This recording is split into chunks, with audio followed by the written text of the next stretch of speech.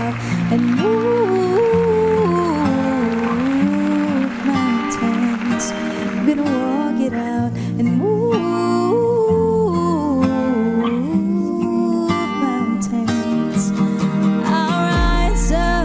I'll rise like a day. I'll rise unafraid. I'll rise up, and I'll do it 1,000 times again. I'll rise up high like the waves. I'll rise up in spite of the ache. I'll rise up, and I'll do it 1,000 times again.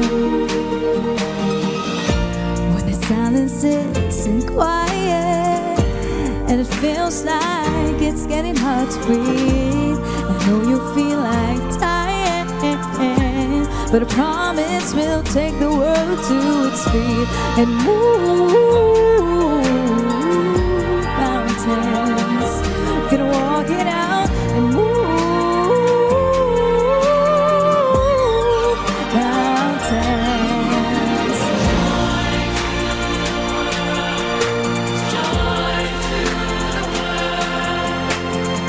And I will rise 1,000 times again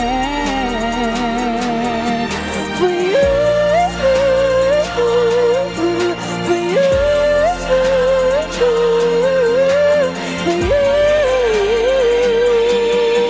for you.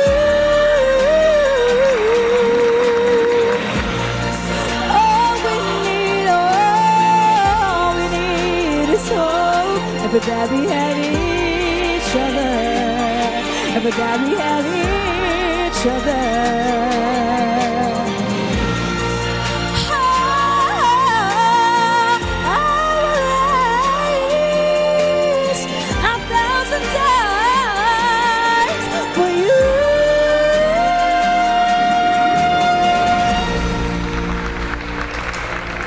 Yon, time to meet the star of the day. Kamustahin nga natin ang very talented singer na balik Rise and Shine Pilipinas stage. Welcome sa RSP ulit, Bella Quillapando. Oo. Kailan ka ba last na nag-guest dito, Bella? First ko po is 2019 and latest ko po is 2023, last year. Last year Yes, na. Maraming beses na rin pala. So, kamusta ka lately? Ano yung update sa'yo since nga last na nandito ka sa RSP? After ko po mag-guest dito is sumalang po ulit ako for TNT. Tawag ng Tanghalan School Showdown. Then, ayun po, student pa rin po. Third year college student po. So, umikot lang yung life ko po sa studies and career. Ayun nga. Nabanggit mo nga, nirepresent mo rin yung school, ang PUP sa isang national TV singing competition. Kamusta yung experience?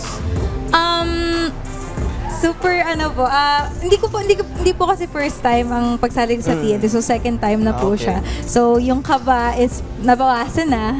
And ayun po, although hindi po ako pinalad is yung kanta ko po is nag-viral siya. So ayun, nakaka-overwhelm. Bella, ngayon singer ka pero nagsimula ka pala sa dancing. Dancing po. Nag-start po ako mag-dance. Bata pa po ako, majorette. Tapos po nakinig lang po ako ng teacher ko nung elementary na kumakanta. Then, doon na po ako nag-start mag-sing sa stage. Ngayon, kaya pang sumayaw? Ala, baka pagsampulin niyo. Pwede ba?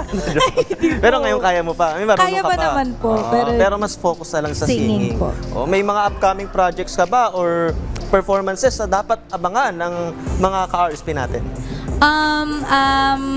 I-represent ko po ang Philippines sa Malaysia sa May 2025. And so far, yun pa lang naman po.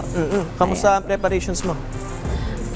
Kaka-ano ko lang po, kaka-register ka lang eh. Pero sa May pa naman po siya, so focus pa rin po sa studies. Okay, good luck, Bella. Mga social media page mo, ayan. Anong mga social media page mo para ma-promote natin? Ayan, you can guys follow me on my social media accounts, TikTok, YouTube, Facebook, Bella Villapando po. Ayan, thank you so much, Bella, sa pag-share sa amin ang iyong talent at sa pagiging game sa kwentuhan. At hope to see you again sa iyong pagbabalik muli dito sa RSP Stage. Thank you so much po.